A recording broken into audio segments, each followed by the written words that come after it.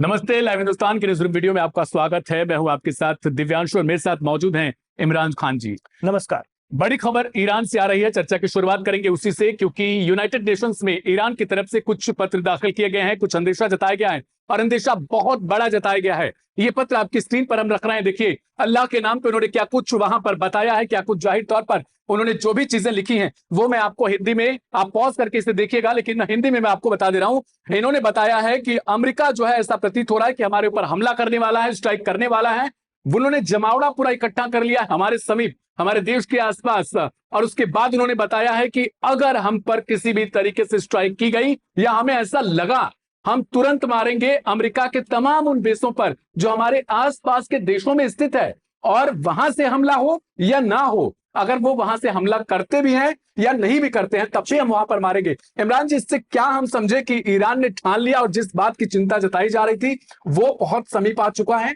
दिव्यांशु, शिकारी ने जाल फैला दिया है, बस अब शिकार आने की देर है और वो शिकार है अमेरिका। जी हाँ, आप सोच रहे होंगे कि ईरान का शिकार अमेरिका कर लेगा। जी नहीं, ईरान ने इस बार जाल बिछाया है और ऐसा तगड़ा जाल बिछाया कि एक बार अमेरिका इस्राएल की वजह से, इस्राएल के चक्कर में इस जाल में फंसा तो अगले कुछ महीनों या फिर कुछ साल तक वो निकलने नहीं देगा अमेरिका को। जी हाँ, ईरान के ग्राउंड में आकर खेलना पड़ेगा अमेरिका को और ये तय है कि ईरान फंसाने जा रहा है। आप वहां पर जोश देखिए, आप उत्साह देखिए आवाम का। आवाम पूरी तरह से मानसिक रूप से तैयार हो गई है। सरकार आज से नहीं, 1979 से इस्लामिक रेवोल्यूशन आवाम को तैयार कर रहा है कि एक दिन ऐसा आएगा और वो घड़ी, वो दिन अनकरीब है और उत्साह है ईरान की आवाम में कि होने दो जंग।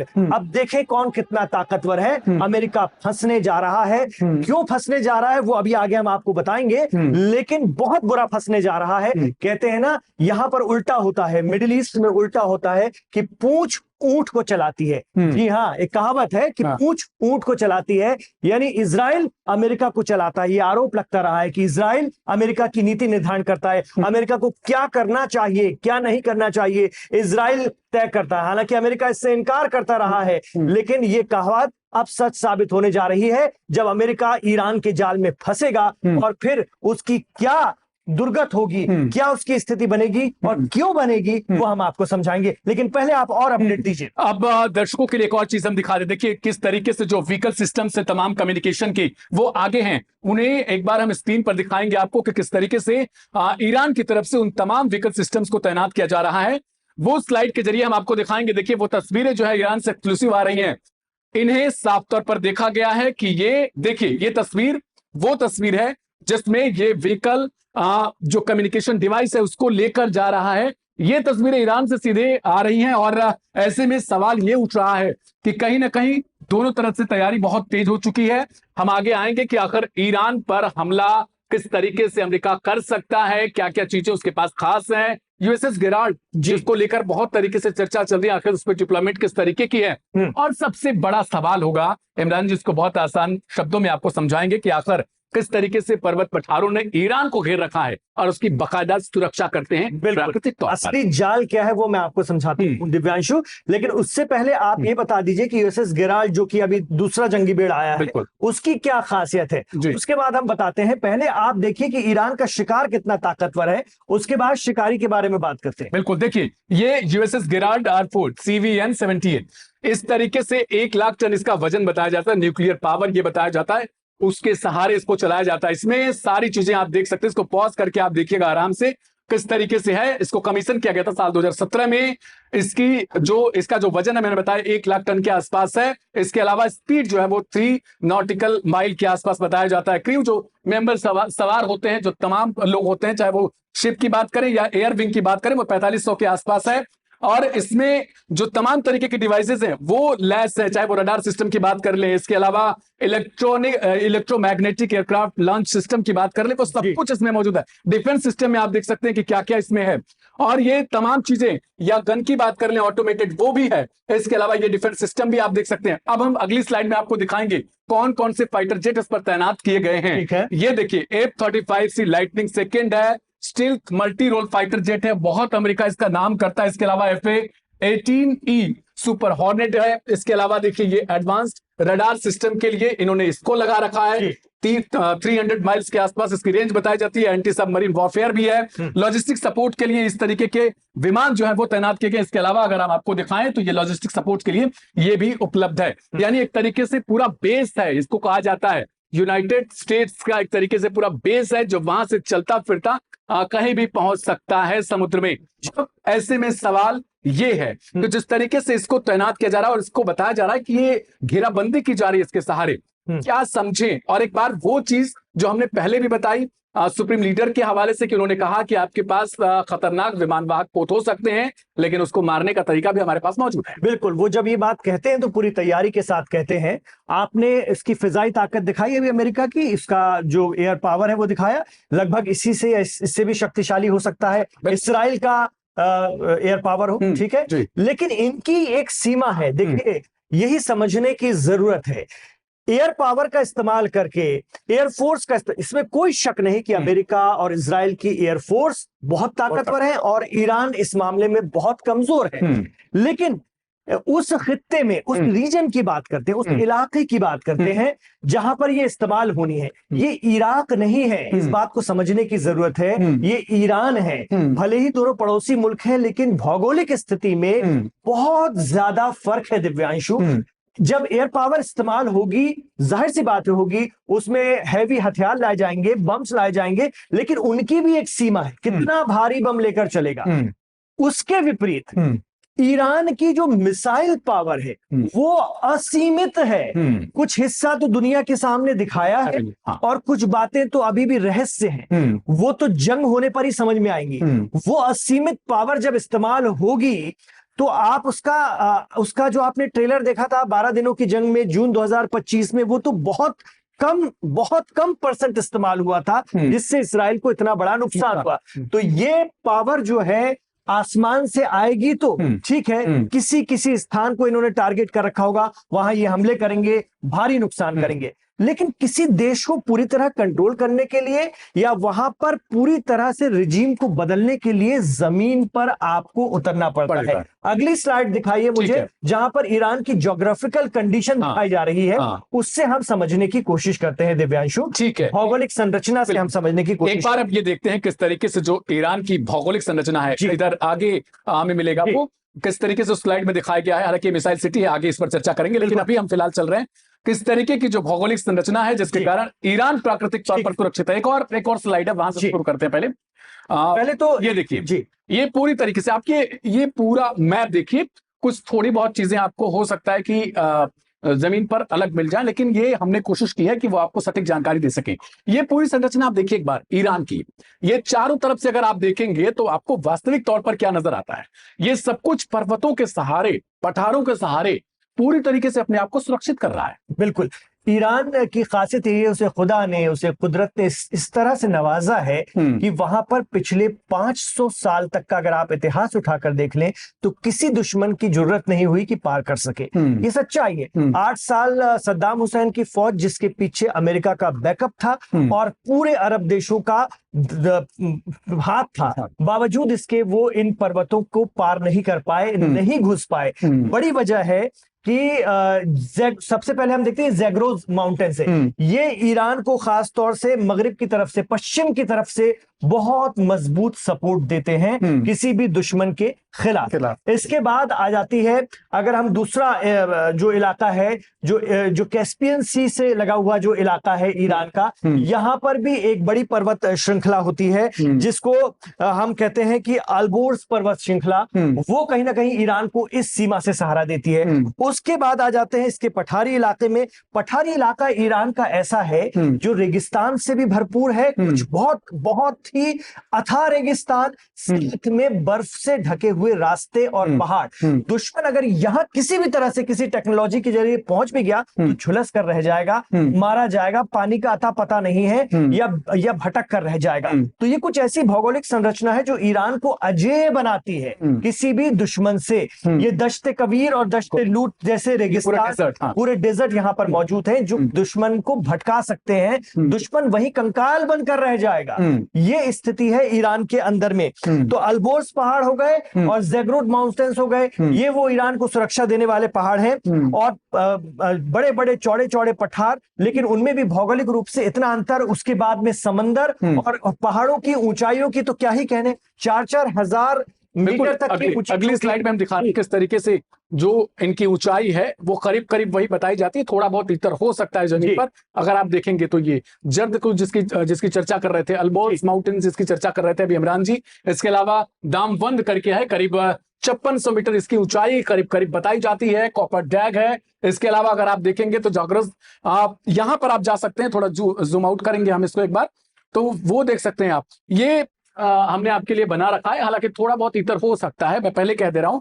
इसके अलावा मकरान है, यहां भी बताया जाता है कि पूरी तरीके से इनकी मिसाइल सिटी हो, या फिर जिस तरीके से हम बात करते हैं इनके तमाम न्यूक्लियर ठिकानों की, वो भी ऐसे ही पर्वतीय इलाकों पर मौजूद है। अब हम आगे एक और तस्वीर आपको दिखाएंगे। ये देखिए किस तरीके से कंक्रीट के सहारे, अगली तस्वीर होगी जिसमें कंक्रीट के सहारे ढका जा रहा है उन्हें, और ये तस्वीर ईरान से जब निकलकर सामने आती है तो सवाल खड़ा होता है। देखिए ये मिसाइल सिटी की बात कर लें आप, या फिर इनके न्यूक्लियर ठिकानों की, कहा यह जा रहा है। ये देखिए यहां पर जो मिट्टी के तमाम तरीके से अभी इन्हें इकट्ठा किया गया है, वो एक बार फिर से इन्हें दफन करने के लिए आप कह सकते हैं यहां पे भी मिट्टी के सहारे और उसके बाद कंक्रीट का निर्माण कर दिया गया है, ताकि दुश्मन को जो है वो एग्जैक्ट लोकेशन का पता न चल सके, क्योंकि आप जब हमला करने जाते हैं तब आपको एग्जैक्ट लोकेशन चाहिए होता है। और यही कारण था कि जब पिछली बार अमेरिका ने स्ट्राइक की, उसने दावा तो किया, लेकिन उसके बावजूद ईरान बार बार कहता रहा कि हमारा कुछ नहीं गया है। बिल्कुल। और देखिए जो भौगोलिक स्थिति अभी हमने बताई, उसके उस दुर्गम स्थिति में अगर कोई आ भी जाए जमीन पर, आपको याद होगा दिव्यांशु, सीरिया में इजराइल उतरा था जमीन पर, पहले तो हवाई हमले किया हिजबुल्लाह के खिलाफ, वो सिर्फ माफ कीजिएगा लेबनान की मैं बात कर रहा हूँ, सीरिया की नहीं, लेबनान की बात कर रहा हूँ। और साउथ लेबनान का वो बहुत थोड़ा इलाका है जहां पर हिजबुल्लाह का कंट्रोल है। वहां पर जब हिजबुल्लाह इजराइल वॉर हुई थी तो इजराइल उतरा, पहले उसने आसमान से मारा, उसके बाद जमीन पर उतरा। 2 महीने गुजर गए, 2 महीने गुजर गए सुरंग ढूंढते ढूंढते, कुछ हाथ नहीं लगता था, ऊपर से इजरायली सैनिक मारे जा रहे थे, और एक गांव भी वो अपना कब्जा नहीं पाया था उस पूरे इलाके का, साउथ लेबनान का। तो आप सोचिए वो तो साउथ लेबनान था जहां ईरान हिमायती तंजीम हिजबुल्लाह ने 2 महीने तक छकाया था इजराइल को, जो कि इजराइल से लगा हुआ इलाका है, ऐसा भी नहीं कि बहुत दूर। अब आप सोचिए अगर इस्राइल और अमेरिका इतनी दूर आएंगे ईरान की तरफ, तो आप सोचिए कि क्या हाल होगा। तो इसलिए मैं आपको शुरू में बताया कि जो एयर पावर है उसकी अपनी सीमाएं हैं। आप बाजू में गजा को तो धूल धूसरित कर सकते हैं, खंडहर में तब्दील कर सकते हैं, क्योंकि आप करीब हैं। आपने आया, रात को उड़े, आपने बम गिराया और निकल लिए, और आप ऐसा कई बार कर सकते हैं। आप सीरिया में कर सकते हैं, आप लेबनान में कर सकते हैं, लेकिन जब ईरान तक आप आएंगे तो लौट कर जाना आपके लिए मुश्किल हो जाएगा। आपको लगता है डिफेंस इतना कमजोर होगा? यहाँ पूरा डिफेंस लगा हुआ है, उस पर से आप इतनी दूर से चले आ रहे हैं। आप सीमित सामान लेकर ही आएंगे, क्या ही ले आएंगे, कितना बड़ा ले आएंगे? यहाँ तो तैनात है मिसाइलें, जब वो उड़ेंगी तो उनकी कोई सीमा ही नहीं। इसलिए हम कह रहे हैं कि एक तो भौगोलिक स्थिति, ऊपर से कुदरती, इसको कहते हैं ना जिसे खुदा की तरफ से एक नेमत है कि आप अपने दुश्मनों से भी महफूज हैं और दुश्मनों को आप दूर तक खदेड़ सकते हैं, वो ताकत भी आपके पास है। इसलिए ईरान कहता है कि हमने सब कुछ उसके भरोसे छोड़ दिया है, उस खालिक के भरोसे छोड़ दिया है, उसके भरोसे लड़ने जा रहे हैं। कितने भी ताकतवर लोग आ जाएं, निपट कर रहेंगे। इसलिए उसने आज यूनाइटेड नेशंस को भी बता दिया कि भाई देखिए, हम पर हमला होगा तो हम तोड़ मरोड़ कर रख देंगे, फिर हमसे कहिएगा मत, हमसे शिकायत मत कीजिएगा, हमारे लिए रोना मत रोइएगा। इसलिए उन्होंने पहले ही इत्तला दे दी है, बाकायदा लेटर लिखकर, और वो भी खुदा के नाम से। जब आपने ये कहा कि क्या क्या लेकर आएंगे, देखिए बड़ी खबर ये भी है, कुछ ईरान के मीडिया आउटलेट्स दावा कर रहे हैं कि जो यूनाइटेड स्टेट्स अमेरिका ने, उसने कहीं ना कहीं अपनी एयर सुपीरियरिटी को साबित करने के लिए उनका जो एयरफोर्स है, समूचा एयरफोर्स, यहां तक कि अटलांटिक एरियल रिफ्यूलर्स जो हैं उन तक को मूव ऑन कर दिया गया मिडिल ईस्ट की तरफ, यानी पूरा का पूरा यूएस एयरफोर्स अब डाइवर्ट कर दिया गया मिडिल ईस्ट की ओर। जी, तो ये जरूरी है, ये उनके लिए इसलिए भी जरूरी है क्योंकि इजराइल ने उनको जो भी समझाया है वो फंसते तो जा रहे हैं। हम शुरू से इस शब्द का इस्तेमाल किया ना, हालांकि जनता तय करेगी कि शिकार कौन है और शिकारी कौन है, दर्शक तय करेंगे और वक्त भी तय करेगा, लेकिन आप ये समझिए कि जब किसी और की वजह से आप उतरते हैं या किसी और के झांसे में आप आ जाते हैं तो आपका बड़ा नुकसान। आप किसके एरिया में जाकर लड़ रहे हैं ये भी तो समझिए।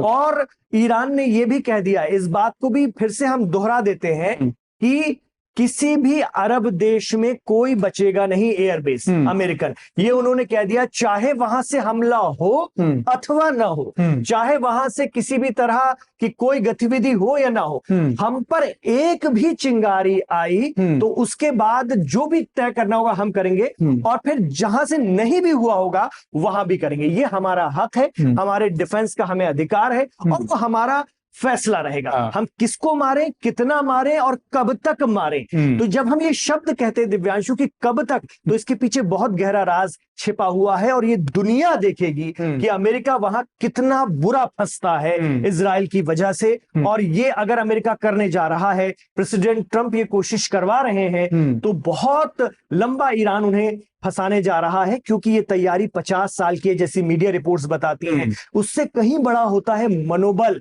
उससे कहीं बड़ा होता है अवाम का नैतिक समर्थन। नैतिक समर्थन की बात चलिए तो मैं आज की एक मिसाल आपको देता हूं। आज रमजान का पहला जुमा है, आप ईरान के सबसे करीबी हिमायती रेजिस्टेंस यमन की तरफ चले जाइए और यमन के अंसारुल्लाह या हूती की तरफ चले जाइए।